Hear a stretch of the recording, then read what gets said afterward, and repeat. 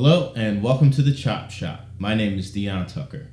In this episode of the Black Trombone Chronicles, I speak with Weston Sprott. Weston is a phenomenal trombonist that plays in the New York Metropolitan Opera Orchestra. He's also the dean of the Preparatory Division at the Juilliard School. Let's check out some of Weston's stories and experiences. How you doing, brother? Good. How are you? I'm doing great, man. I'm doing great. Thanks for I like that James Baldwin painting you got back there. Yeah, you know, those eyes are looking at all of us right now. Be honest. Yeah, that's right. That's right, man. I really appreciate you coming on this episode of the Black Trombone Chronicles, man. Really, you are partly almost all the way responsible for this happening. Oh, wow. So I want to thank you for your inspiration and your time and knowledge for coming on. And I want to tell the audience a little bit about Weston. If you don't know, he's a phenomenal classical trombonist as well as an educator. And he's going to tell us share some stories that you might not hear in every interview, because we're going to be talking about things from the Black trombonist perspective today. So Weston, why don't you tell us a little bit about where you're from and how you started playing the trombone? How do you wind up getting into music? I grew up in Spring, Texas, which is like a northwest suburb of Houston. And I started playing in the sixth grade when I was 10 years old. Nobody in my family ever pursued music professionally. So that wasn't really a thing. I mean, everybody in my family loved music, not so much classical music. We grew up in the Pentecostal church. We loved gospel. We loved R&B, listened to a lot of Barry White, Harold Melvin, the Blue Notes, Jackson 5, Supremes, the Shy Lights, all that kind of stuff. So, I mean, if we went on road trips, we had music going on constantly. I mean, I was probably the only 7-year-old in the 80s or whatever who could sing the entire lyrics of Harold Melvin, the Blue Notes, but that was that was locked in there. So that was my musical reference for tone and playing with soul and things like that. We went to high school football games every weekend. That was like tradition. So all that stuff you see in the movies and television shows about Friday Night Lights in Texas, that was legit. And the neighborhood I grew up in my early childhood, there was a school down the street called Willow Ridge High School, and it was a largely black high school, and they had a phenomenal football team. They were always, one of the top ranked teams in the state. And so we go to see them every week. And they also had this amazing charismatic marching band, similar to like Texas Southern, Grambling, that style of marching band, highly entertaining. So we always wanted to see the game, but we always wanted to see the halftime show. Like, we would not miss the halftime show. And so we would always see the halftime show. We would always sit next to the band. Like, we were the fans. We'd go to the game. We'd get the seats like right next to the band in the stands, and so you could see the trombone players in the slides, because the trombone's a very visual instrument.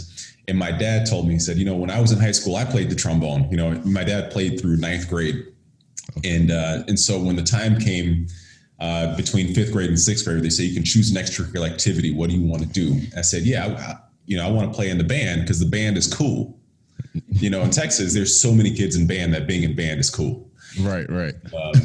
And so they let me try out a bunch of different instruments. I tried trumpet, trombone, sax, and I made a good sound on the trombone. So they said, and my dad was like, if you play the trombone, I could teach you how to play the scale. Which to him was the B flat scale, the B flat major scale. He was like, I remember the scale. I could teach you that. You're going to have a leg up on the other kids because I could teach you the scale. And a cousin of mine had played the trombone through like ninth grade, and he quit. And so he still had his beginner king trombone in the closet that wasn't being used. And I think my mom paid my aunt like $100 or something like that for the trombone. And so it's like, all right, you got an instrument, you can start a little early, as opposed to starting the first day of band. Dad's going to teach you how to play the B flat scale, and you can like kind of practice in your room on your own for a couple months before band starts. So that's kind of how I got started. So the first day I showed up to band class, I felt like I knew like one thing that some of the other kids didn't know. And it's amazing, like when you're at an early age, how much that little bitty gap in time when you're a little kid makes a big difference, because that starts to expand over time. So Yeah. that was my beginning. Yeah. Was a lot of your peers, were they African American, or was your school kind of mixed at that time when you first started playing?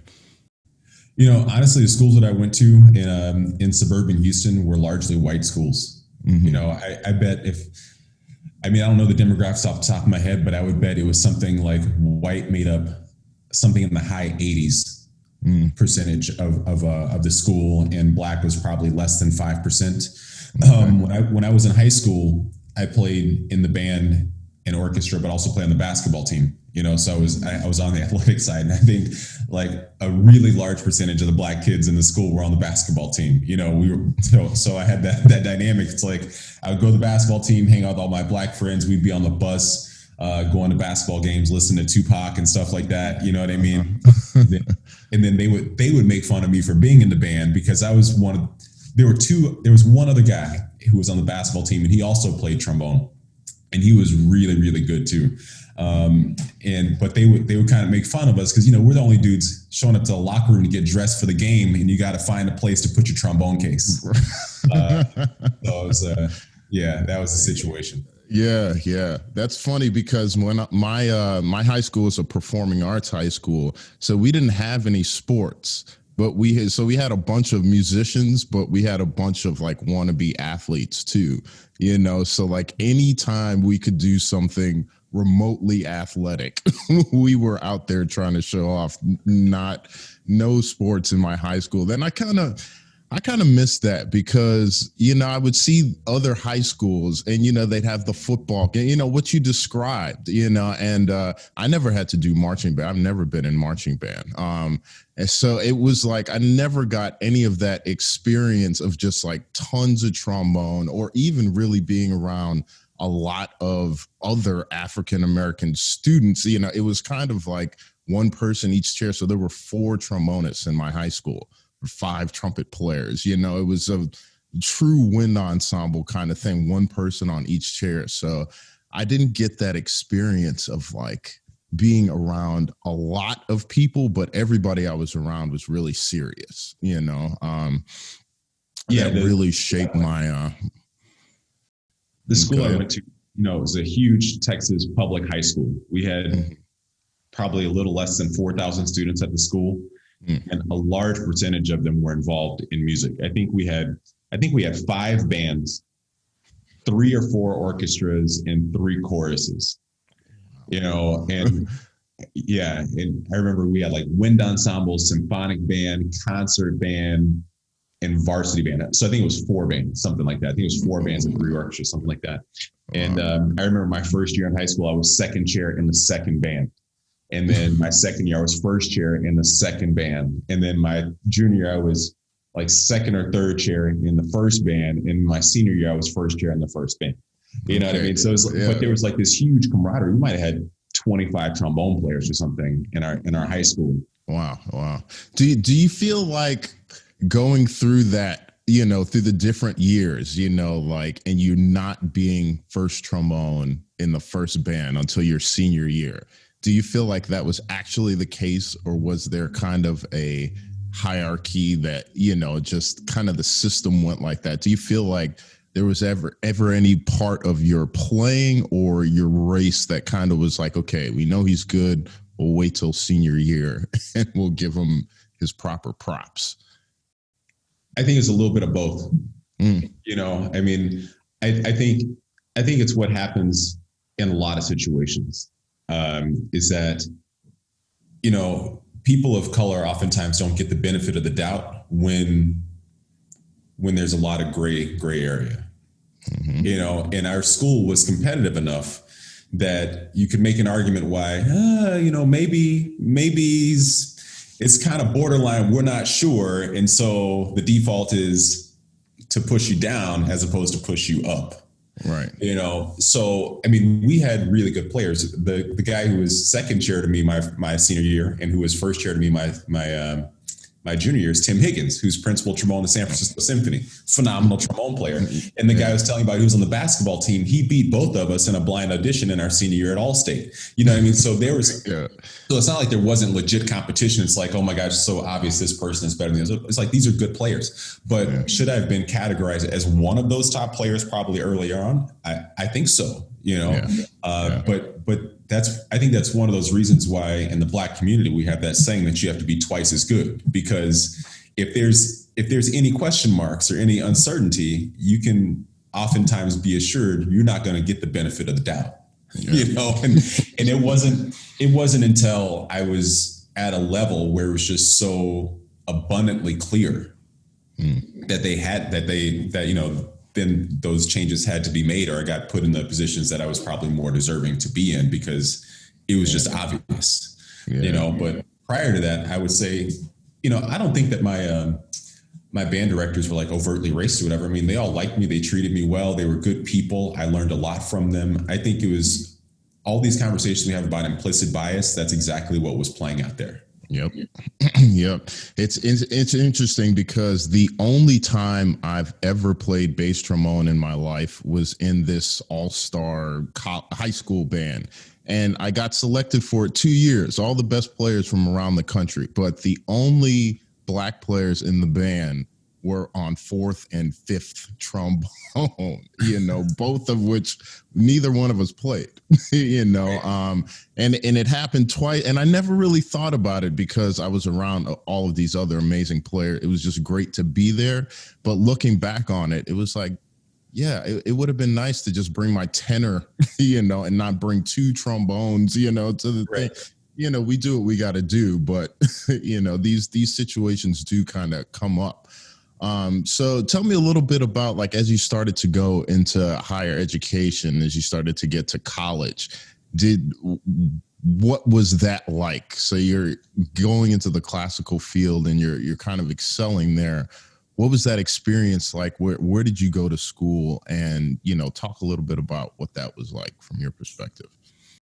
I went to Indiana University for my first 2 years of undergrad. And when I was in high school, I didn't have a regular private lesson teacher every week. I never had that. So, you know, a lot of kids started off taking lessons every single week and getting advice. And by the time the beginning of their senior year rolls around, their teacher has provided them a list of schools where they should audition and teachers that they should be in contact with and stuff. I didn't have any of that. You know, I mean, I just didn't have that type of guidance. And my family, you know, is an educated family. You know, my parents both graduated from college and have like good professional careers, but music wasn't their thing. They didn't know the correct way to guide me. I mean, what they were aware of as far as classical music is concerned is the traditional stereotypes associated with the struggling classical musician. And so they were like, look, if you're going to do this, you should probably have some backup plans or something else. So I ended up deciding on Indiana University and University of Michigan by looking at U.S. News and World Report, because I was, you know, back then, maybe they still do it. I don't think they do, but back then they would have a list of the top colleges. Like, these are the top schools, top 20 schools for music, top 20 schools for business, top 20 schools for this. Here's what the faculty student ratio is, blah, blah, blah, blah, blah. Right. And so I flipped through that, and my parents were telling me that I should consider business as a double major. And I saw Indiana University as a top 10 business school and a top 10 music school. University of Michigan that year had the number 2 business school in the country and a top 10 music school. So I was like, all right, what if I audition those places? And they were like, okay, we can support that. Yeah. So I auditioned there. It turned out I liked Indiana more. So I went there. And my experience there was fantastic. I mean, I loved my teacher. And you know, I love the school. I still enjoy the school. I still watch their basketball games, things like that.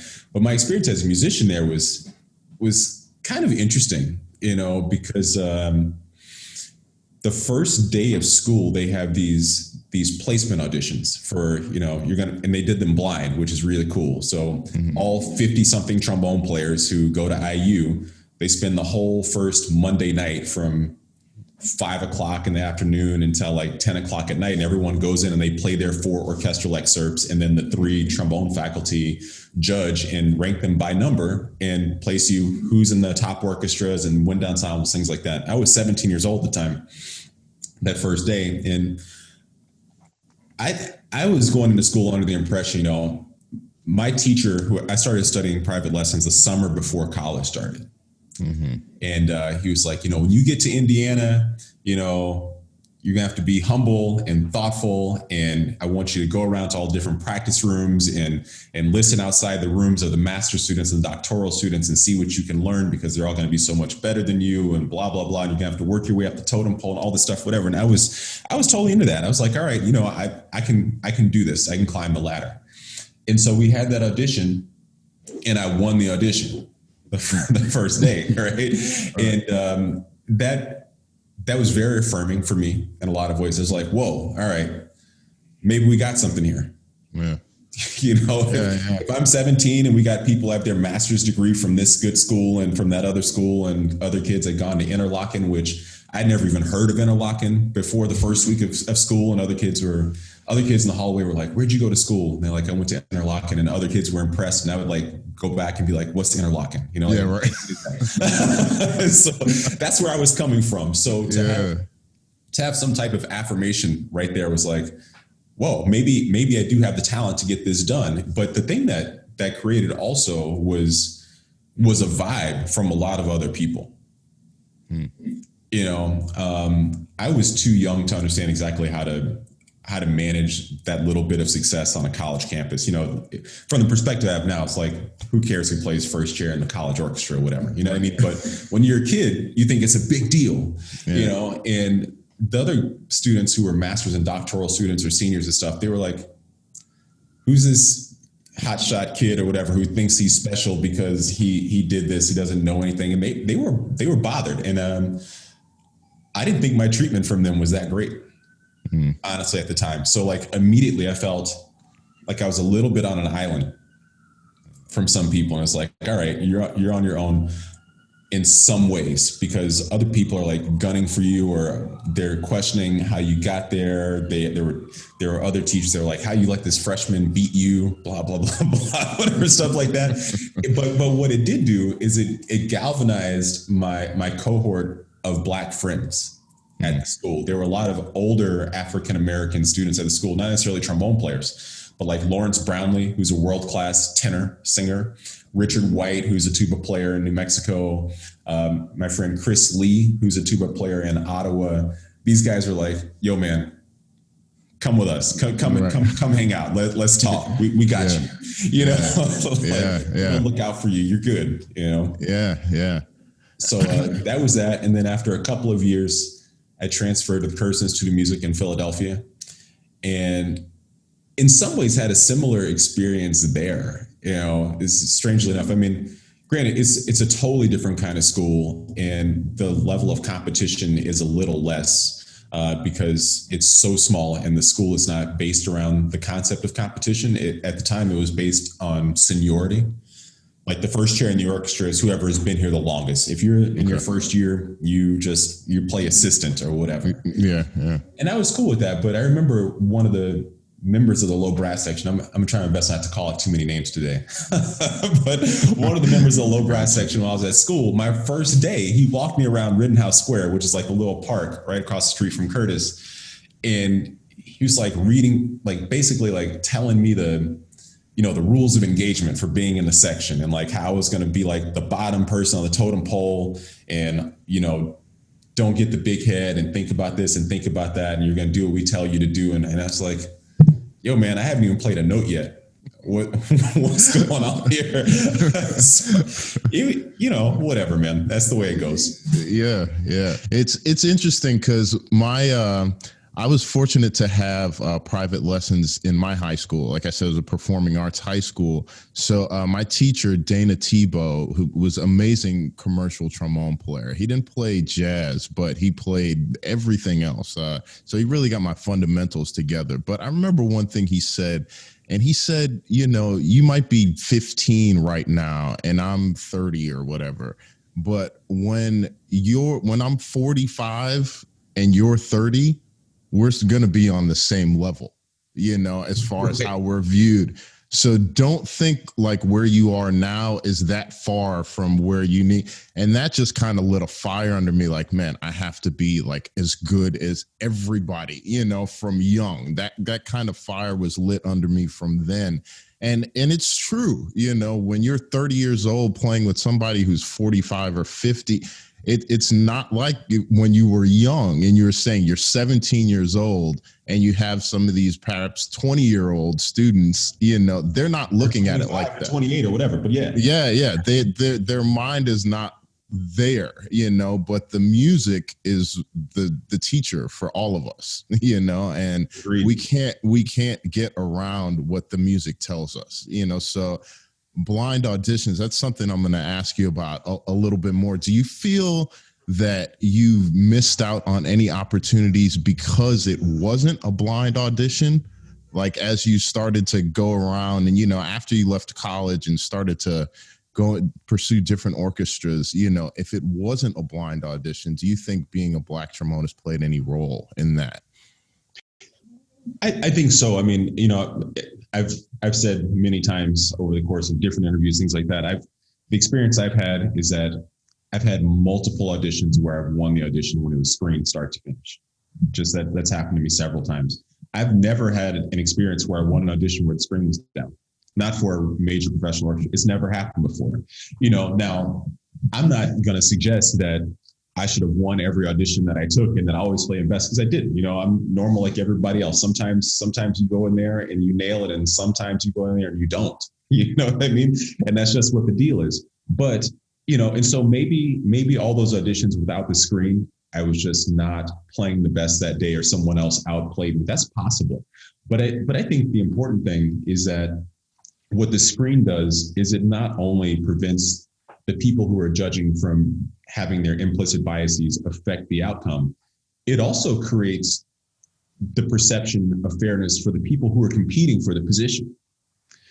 So one thing I can tell you is that my perception of how fair the process was or was going to be was shaped by that screen. I think the screen created a certain amount of confidence for me, because I felt like, okay, cool. We're all on the same playing field today. I don't care if you have a big career or if you're that person or if you subbed in a section before or whatever, like put that thing up there and let's see how it goes. And, I've lost auditions, of course, from behind the screen as well. And you know what, when those happen, it's like, whatever, I lost. Fine. You know what I mean? But there have been other times where I thought I played really, really well, or the proctor on stage told me that I played great.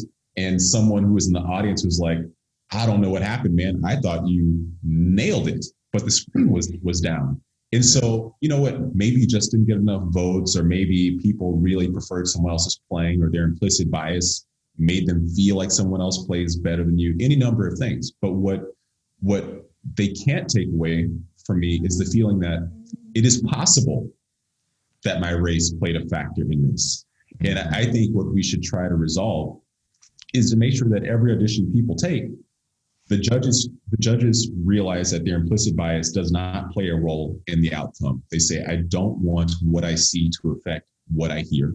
And that all the people who are taking the audition get to take the audition and leave the audition feeling like, I know for sure that I was treated fairly.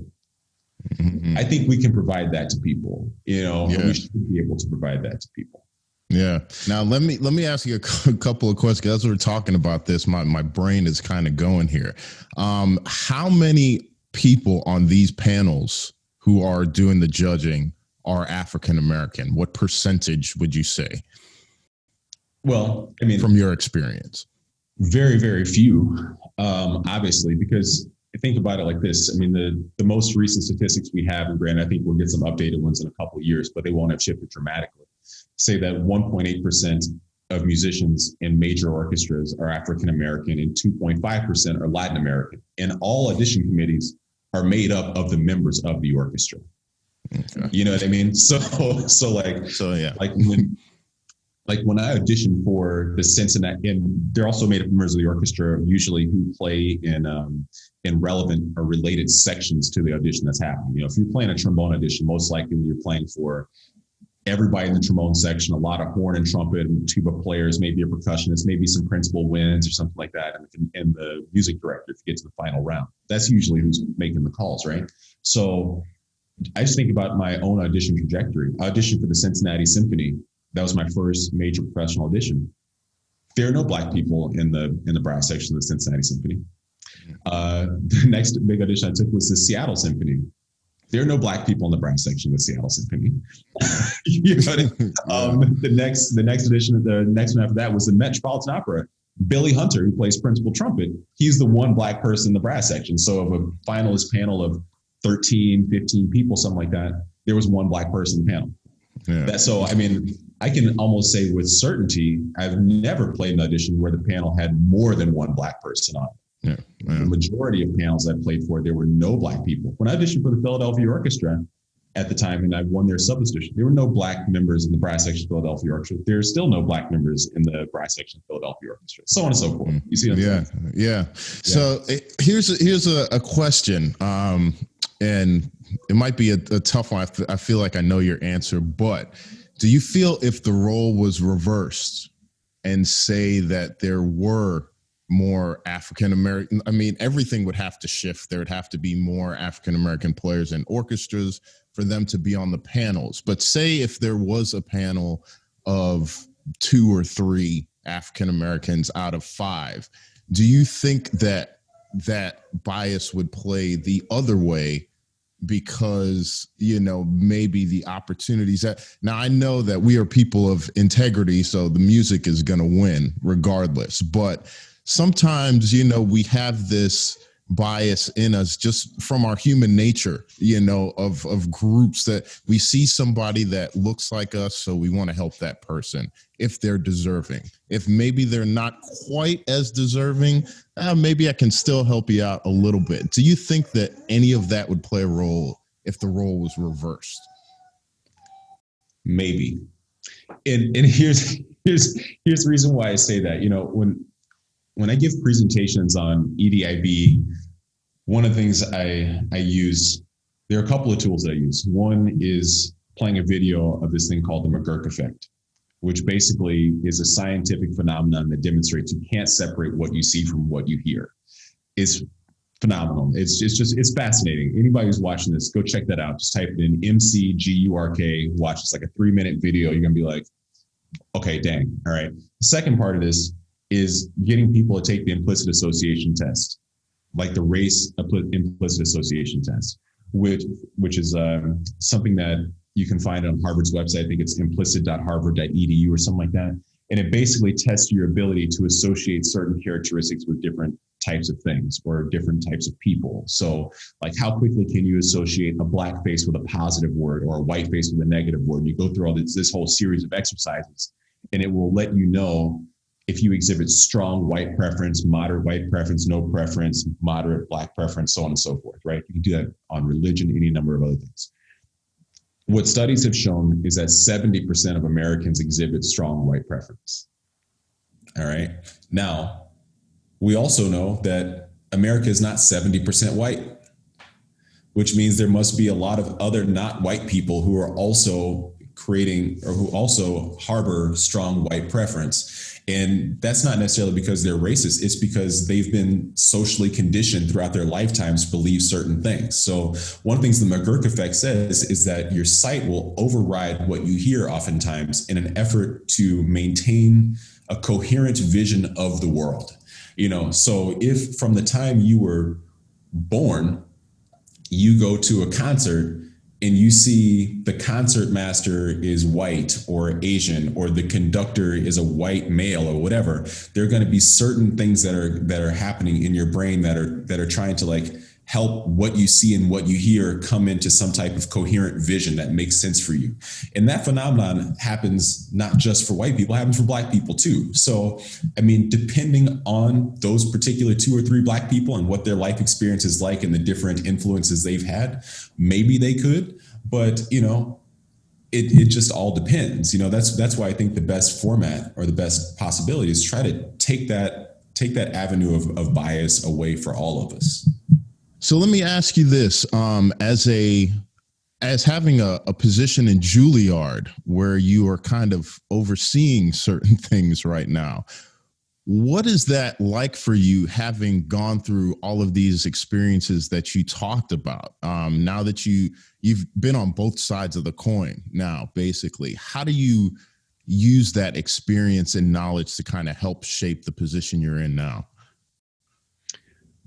That's a great question. I mean, I think I try to think about the different things that I struggled with or that bothered me, I thought were barriers for me when I was a student.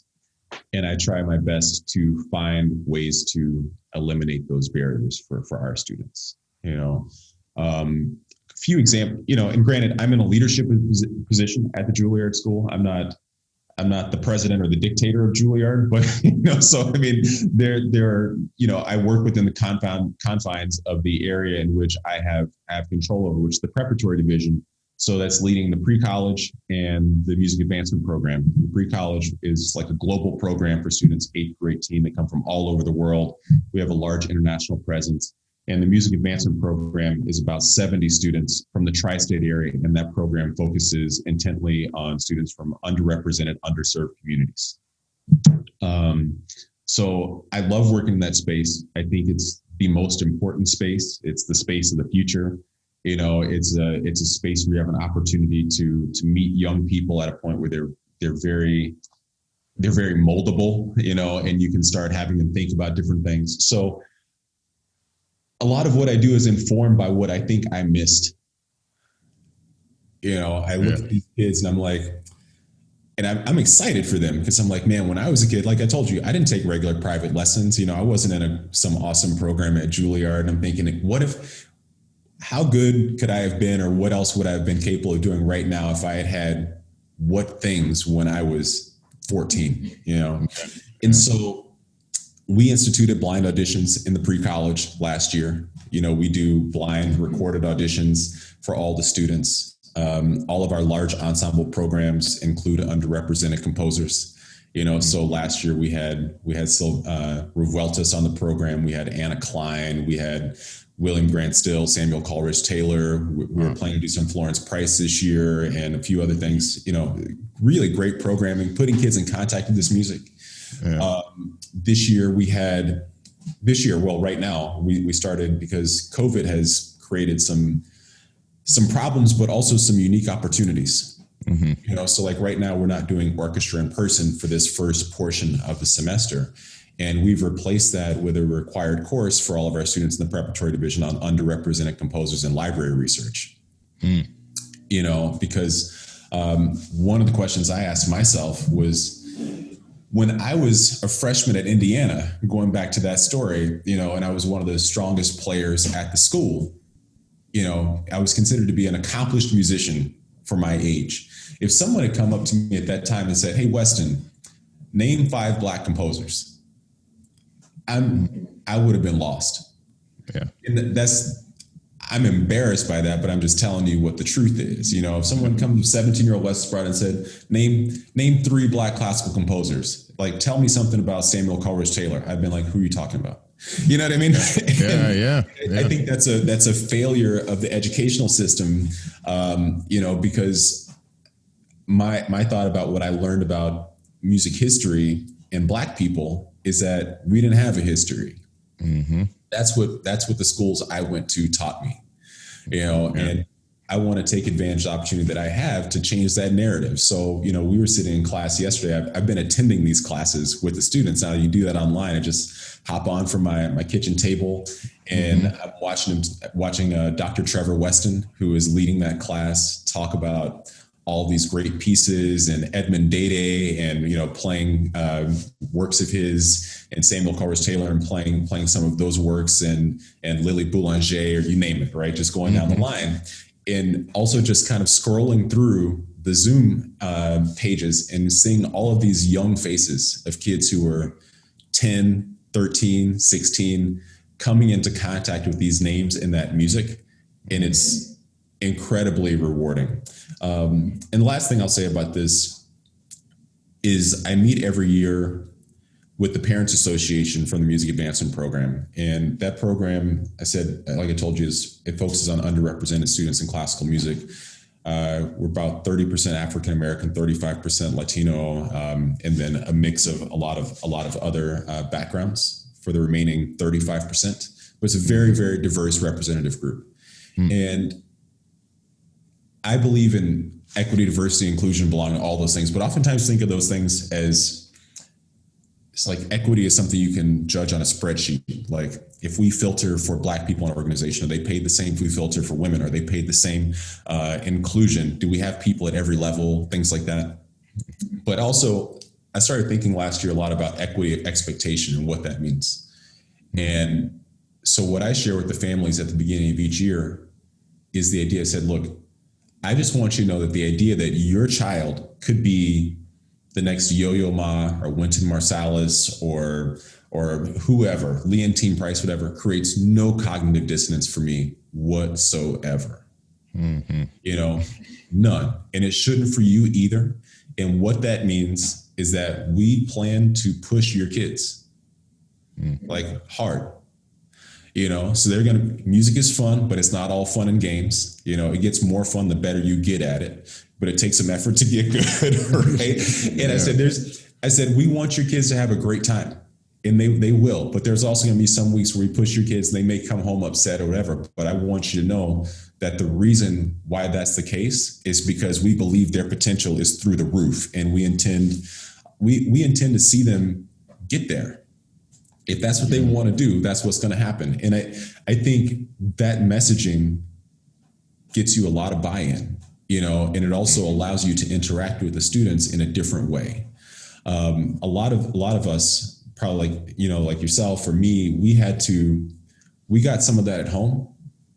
You know, my parents were like, look, you know, I don't want any excuses. When you come home, it better be A's, you know, and when you go to that competition, you need to win, you know what I mean? Stuff like that. But we weren't getting that from our school teachers and from our band directors and things like that. And I think there's a lot of affirmation for these parents and for the students when they come to a program and they see myself and Anthony McGill, who, you know, is principal clarinet of the New York Philharmonic, as leaders of the Music Advancement Program, telling them these things. That's different. They're like, wait a second, I came into the Juilliard building, which I think some people have stereotypes in their own mind about what that is. Sure. And they don't realize, this program is being led by two successful African Americans who really believe in this and really believe in my kids. I feel better about sending my child to this place. Yes. So that's the environment we're creating there. Yeah, that's so important, because it makes me think about my coming up and how I wound up being interested in music. It was a lot because my friends, I don't know if you know the Strickland brothers, Marcus and EJ Strickland, two twins. We all grew up in Florida, Miami, Florida, but we've known each other since middle school. We started playing a middle school band together, and one played drums, one played saxophone. They were both really into music and really good. Not only was that the part of it, but they were twins. So it was like, these were my best friends, but their mother was a math teacher at our middle school. Their father was a lawyer. So it was like, I was kind of like a third son, kind of, you know, and they were like, you know, part of my family as well. But the way we encouraged each other, because we had each other, sometimes I would get rides home from them. They'd always be playing some jazz, you know, something I hadn't heard, you know, and it was like my band director encouraged them, hey, stay on them, keep playing this stuff for them. And all the way through high school, I followed them to high school. I followed them to college. You know, we all kind of just stayed together, but having like a unit and seeing other people that look like you at the same age, that are serious, that are going to get pushed, that are going to like push through and challenge themselves. We challenged each other. You never had to ask us to practice. It was just like, how long did you practice? Okay, well, I'm going to try and put in an hour more, you know, like, right. So having those type of environments are just so important, you know, and I think once parents especially see that, you know, you have 3 young Black boys interested in doing something, like really interested in something positive, they're going to go towards that. Right. Music is like our savior in that way, because I mean, we're still learning, we're still learning these lessons as grown men. That's right. Did you go to New World School of the Arts? Is that right? Yeah, I went to New I World think I School. remember us talking about this once, because you said you know Shay Scruggs. Yeah. He's one of my absolute best friends in the whole world. We still talk a few times a week. Wow, man. Yeah, no, Shay was prime example. There were all kinds of people like him. I remember a friend of mine that actually went to Indiana early. His name was Carl Saint Jacques. He played viola. Yeah. So, man, Carl was like one of my best friends. Now, he actually left our high school early to go to Indiana. And I don't know if you know, Carl's like ridiculous. He can play trombone, he can play tuba, like he can play like all kinds of instruments. He's just a bad boy. But this was the environment I was in, and it was really important to be in this kind of environment, and I think it's great that you're using your resources and your knowledge to offer this to, all different types of people, man. I think it's really great. Another thing I want to talk about, using your resource, I mentioned a little earlier how you were responsible for me starting this series. So you started the Black Excellence Trombone Choir, which I was very happy to get a call to be a part of. And you put together a lineup of pretty much all the best Black trombonists in their respective genres. Like when I got the email list, I was like, man, you got everybody, and there's still like a couple people missing, but it was just amazing to see 30 or 40 of our names on one list in one place.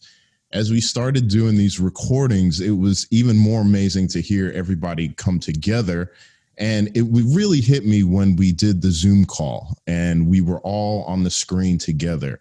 And I just realized, like, man, you do not ever see this. You do not ever see a compilation of these groups of music, because we're all in different genres and different circles and stuff. You may get a couple people together, but never like that. So that's really what inspired me to start this series, because these type of stories are really important. I think when you talk about being a young trombone, if I was a young trombonist and I heard this, like what we're talking about, man, I would just have a whole different trajectory, so that's a big part of why I wanted to do this. And I really want to thank you for like bringing us all together in that regard.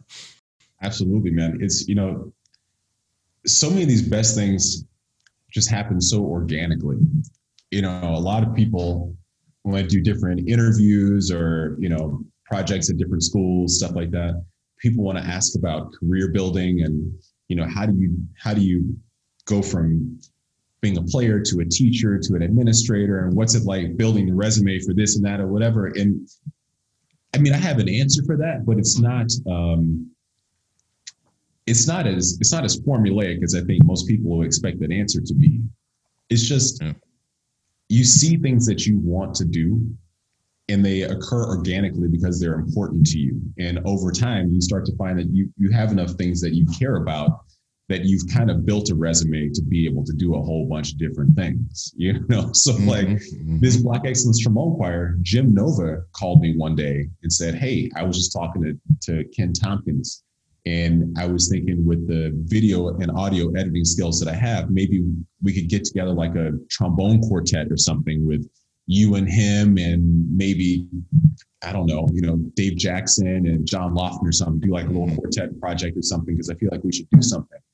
And that just took my mind in a whole different direction. It was like, yo, man, and now we think about it, we have the opportunity, let's get everybody, or let's get as many people as we can. I mean, if we're gonna have a conversation about inclusion, let's be as inclusive as we can get. Let's get as many of the baddest dudes and women that we know on this thing. Let's get students. Let's get old and young and male and female, and let's like write our own stuff or whatever and do it. And it just kind of naturally evolved into this thing. I mean, it was the idea of, how cool would it be if we did something together? Because I mean, I've gone to your concerts before. I've gone to a million of Wyclif's concerts and Mike Deese's concerts. When I'm in Detroit, I stop by the Detroit Symphony. I've seen the LA Philharmonic. we're always so separated. And what COVID has done is it has pushed us into a space where community is not defined by proximity. Community is defined by interest. I'm like, I know all these people want to do this. Yeah. I mean, everybody wants to do this. Because all of us are oftentimes relegated to catching someone at the stage door for 2 minutes after it's been like, oh yeah, man, great to see you. You sound amazing. I wish I had time to know you. All right. And so here we are. I mean, the two products that we put together, have just they've been incredible. They've been absolutely incredible. I mean, those are the two of the most rewarding experiences of my musical life by a long shot. Yeah. More than things that have brought me more individual accolades or paid or whatever. It's like, this was valuable. And being on that call that we had where, I don't know, it was like 20, 30 Black trombone players from all over the world, all over the country. It's very moving. Yeah. Because you see people that you've looked up to for a long time. You see people that you imagine are now looking up to you, and you can, you see all these different intersections of where you've met and how everyone fits together. And it's a little overwhelming. As you were asking me this, line up this question, it made me think about like touring the Vatican. Actually, which I know it's like maybe a bizarre analogy. No, not at all. When you go to like the Vatican Museum, you see all this amazing artwork. And then you turn a corner and there's like another hall that seems like it's a mile long of amazing artwork. And then you turn another corner and there's like another hall of it's like sensory overload. Yeah. I mean, everything you're seeing is like Michelangelo or whatever. And that should, but it's just crazy to you, even though you know it exists. When you actually see it exist, is crazy. So to sit on a screen and see like you and Mike Dees and Wycliffe Gordon and Robin Eubanks and Ken Tompkins and or John Lofton, and it's like, wow, man, it's like we're working with some big guns here. You know what I mean? It's like, it's amazing. It's amazing collectively what we have. Yeah. I mean, I can't tell you how much. When I was recording my specific part, I was like, man, all of these guys are going to hear this. Like, I better play good. It's some social pressure, right? Yeah.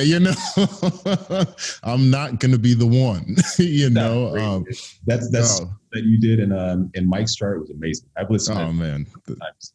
Thank you, man. It was just such an honor to be a part of it. And it's interesting, like this next thing I'm going to kind of ask you about is, during this time, so we're in this COVID thing, we're in this social climate, which like all of this is kind of what brought us together.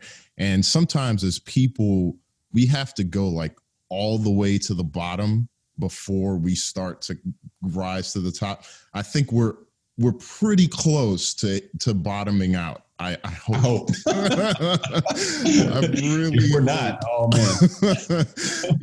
But it's kind of, it's something like I went through and I had to deal with the focal dystonia, and I had to like learn how to play again.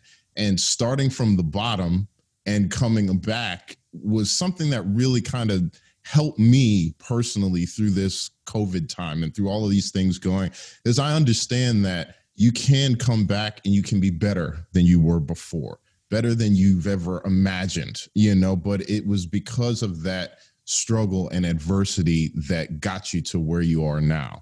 So as an African-American trombonist, like, how do you feel that these times that we've been living in currently have affected you, just with the isolation, with all of the social injustice issues? Like, how has that affected you as a musician? That's a good question. I mean, as a musician, obviously you have fewer outlets to do actual musical things. I still practice quite a bit when time allows. I have to balance the administrative work that I have to do. But I still play quite a bit. Actually, I think in some ways I play better than I've ever played before, because when there's not the imminent pressure of a performance, and for the last 15 years, I've been on this thing where I probably play 175 to 200 performances every year, and once that pressure is off, you actually have the opportunity to focus on larger scale issues that you said man, if I ever had the time to reconstruct my technique in this way without having to play a solo tomorrow or tonight, I would do that. And so this has been a good time to build up some of those long-term goals. As far as the racial justice thing is concerned, I don't even necessarily want to say that it's clarified some things for me. I think what it's done is it's helped to clarify some things for a lot of people around us. When as harrowing as it was to see the way that George Floyd was treated, or to see what happened with Breonna Taylor or Ahmaud Arbery or any number of other people, for Black people, this was not news to us. Mm-hmm. You know what I mean? Maybe the idea that we see it replayed on international television over and over and over again, perhaps that's new. But the fact of what happened and what has been happening forever is not new. You know what I mean? We've been talking about this within our communities. We've been talking about this with our families since birth. And that's so. This is a moment of growth for a lot of non-Black people. And if I've been influenced in any way, it's because I think that there are some people in my ecosystem, whether it's the places where I teach or work or play or people on social media or things like that, that are beginning to have a little bit more awareness of the things that we've already been aware of, and that they actually want to learn more about it. And some of them want to take some actions about it. So how that's affected me musically, I think it's, things like what we were talking about before about influencing the composition of programming, stuff like that. I think a year and a half ago or 12 months ago, less than that, some of those things would have been harder to get across the finish line. Mm-hmm. And considering what's happened in the last 7 months or so, the conflation of COVID and the Black Lives Matter movement, and so many people having to kind of hit the pause button on their life, and they don't have a choice to go on with their daily life and just let the news cycle turn. They have to sit there and watch this. Yeah. I think it has made more digestible the conversation about equity, diversity, and inclusion. And when you tell people, like, look, the world has been intentional about leaving certain people out of the music, and we need to be intentional and take corrective action to make sure that people are included in the music. Now people don't look at you as like, oh, you're just the Black guy with the Black agenda, right. Like, yeah, you're right. Because, so many well-intentioned white people that I know are now asking themselves the question, what can I do? What can I do? That's what inspired Jim Nova to call me in the first place. Yeah. The Black Excellence Trombone Choir, for all the Black faces and the Black excellence and musicianship that you see on those videos, the original organizer of that was a really well-intentioned, thoughtful white person who looked at what's going on and said, within the scope of the things that I can control and with the abilities that I have, what can I do? Mm-hmm. And so I think that's indicative of what has been changing in my musical world, hopefully for a lot of other people too, is that your colleagues think of you a little bit differently. They're willing to see your entire humanity, and they want to actually do something. And, I remember years ago being in the orchestra and talking to my colleagues and saying, hey, I had this incident with law enforcement at Penn Station. This person treated me that way. And someone would say to me, you must have done something. Like, I mean, come on, you weren't just standing there on your cell phone and this security guard came and started harassing you. Like, come on, like they couldn't believe it. Yeah. And now when you have these conversations with people, they're like, I believe you now. Yeah. That's a significant shift in the national conversation. Yeah.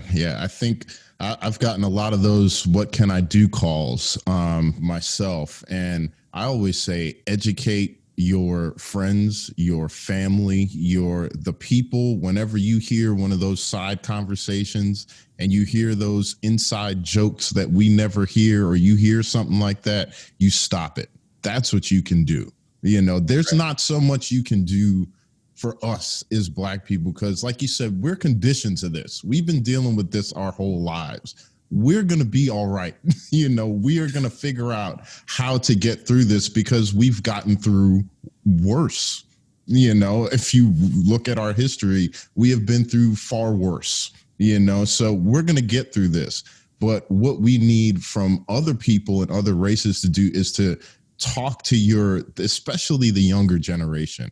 When I hear people who are in their teenage years spewing hatred and these words, it's like, you have no association to what these words and these things mean.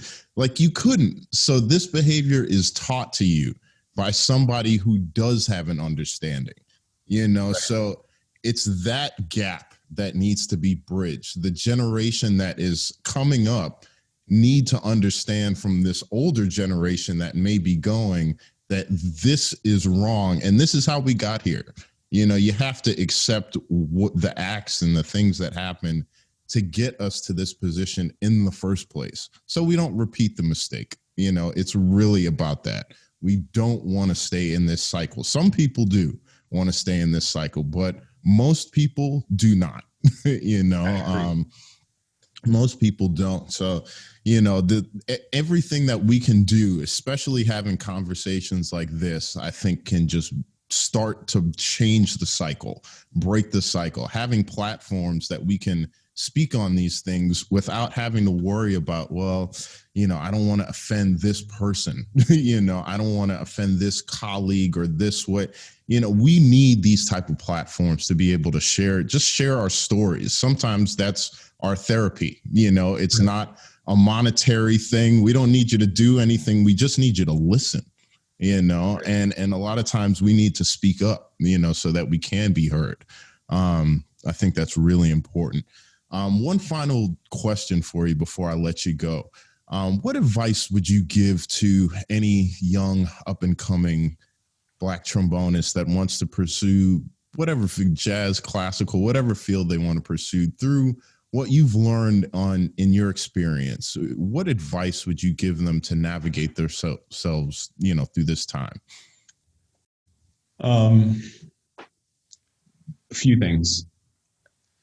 Know your craft is the first one.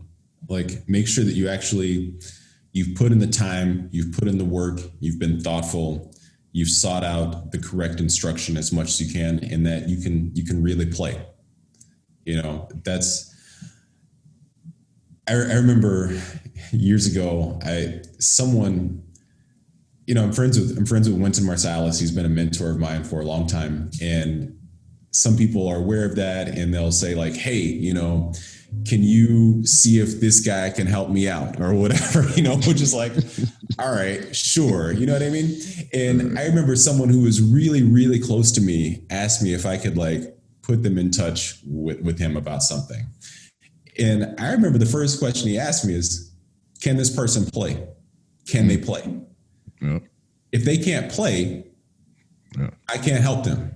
Yeah. You know what I mean? If they can really play, then there's a conversation to be had. So I would say that's the first thing is, before, make sure that you're very serious about your craft and that you've learned some things, that you have some degree of accomplishment on your instrument, because that's going to be the thing that's going to help you to garner not just the attention, but also the respect of the people that you want to be associated with. It doesn't mean that you have to be the world's best player or something in order to do something, but just, there's, that saying, game recognize game.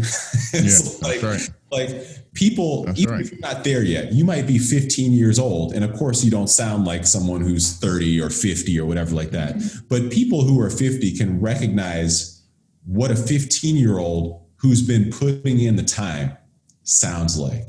Like, oh, I can see this kid's not there yet, but he or she has been working really hard. They're trying, they've done everything they can do. I want to help this person. So that's the first part. The second part is take advantage of that and find yourself some good mentors. A good mentor, someone, the best thing you can do is have someone who's giving you really good advice. Find at least one person like that, preferably 2 or 3 or 4.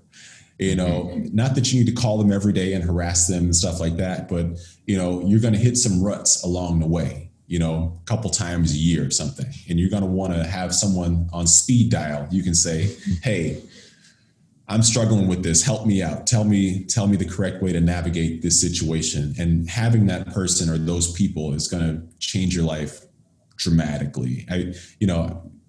I think about several people who have been that way for me.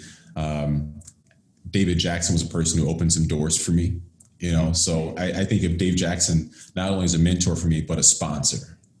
They say a mentor will give you some advice, a sponsor will get you a gig. Yeah. So, demonstrate your skill and then find someone who's in a position to get you a gig. I mean, David Jackson got me into Sphinx. He got me into some music festivals, stuff like that.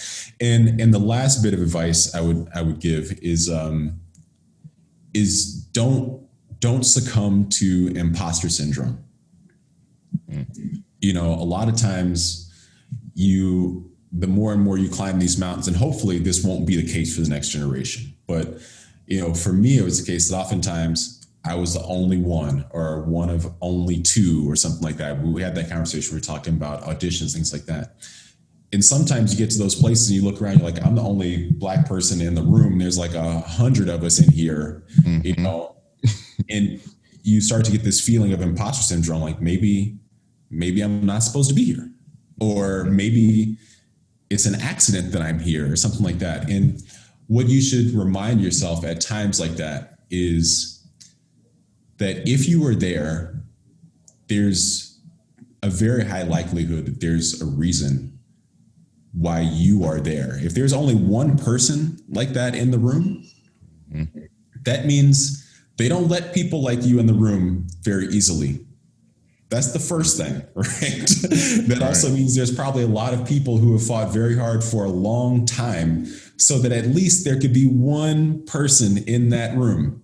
Yep. And the idea that one person in that room is you is probably not an accident. You're probably there because, not just because you're qualified, but probably because you're incredibly overqualified in a lot of ways, because if you weren't, they would have never let you in there to begin with. I think of Barack Obama, it's like, he might have been overqualified to be the president. You know what I mean? But that's the only way he was getting in there. And it took hundreds and hundreds and hundreds of years for America to recognize the humanity of Black people enough to let one Black person get in that office, and that's why he was there. And that some degree of that dynamic is going to play out for you at some point in time. And I just think it's very useful and empowering to remember that perspective when that time comes. Be like, look, there's a personal empowerment in having that. You walk into a room, you're the only one, you're like, there's a reason why I'm the chosen one to be here. And let me do the right thing for all the people who made a place for me to be that person who is actually here. Because for that time and place, you're the representative of a lot. It's a lot of pressure to carry, but it's just the reality of what it is. So that's my man. You preaching to me, because as you talk, I'm just thinking about my mom, and she always says, the Creator's never going to give you more than you can handle, so you just kind of know, if you're in these situations, know that you can handle it. And like you said, you're supposed to be there and handle it with pride, do it with pride, and know everything that you said. People have paved the way for us to be here, for us to even be able to have this conversation. There has been a lot of amazing people that have gone into making that happen. Man, Weston, this has really been incredibly informative to me. I know it's going to be really informative to the viewers. And I just want to thank you so much for taking the time out to, sit down and have this conversation. It's really important. It really is important. So thank you so much for coming on the Black Trombone Chronicles, man. I appreciate it. Thanks for having me. This is great. Nice to talk to you always. Yeah, definitely. Hopefully I'll see you soon, and stay safe out there. And for all the viewers, thank you for watching this video, and I'll see you next time. I want to send a big thank you to Weston for coming on this episode and sharing his time and knowledge with us. If you want to learn more about him, click the links in the description. And if you haven't done so yet, make sure you subscribe to this channel. As always, thank you for watching, and I'll see you next time at the Chop Shop.